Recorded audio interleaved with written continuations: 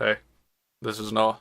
I left a teaser somewhat in my last video, sort of by accident, because I had come up with an idea for a video on the fly. The way my brain works, it's very ADHD. It goes from one idea to the next, and I was gonna make a statement in my previous video about if Blizzard or EA would be willing to port games, and I was initially going to turn it down and say they wouldn't because they're greedy, but then it hit me.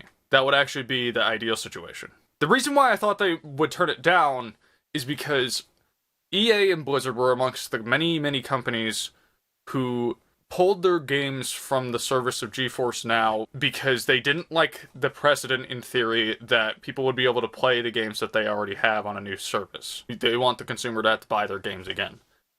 Very much leading me to think that they would rather make their own service. But then I realize now that if they were to put it on Stadia, they would make that money back. So in actuality, and you can actually use this as a detriment against Stadia, that because of Stadia's price model and the way they sell you stuff, EA might actually be more willing to do so. And as I was figuring that, EA has actually put games on Stadia in the form of FIFA, Madden, and Jedi Fallen Order.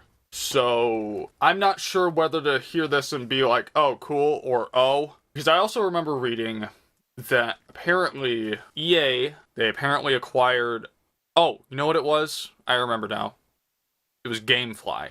They acquired some of the assets from Gamefly regarding cloud streaming. And while that has not resulted in anything so far, it would leave many to believe that EA is going to be venturing into cloud streaming like many of these other companies have.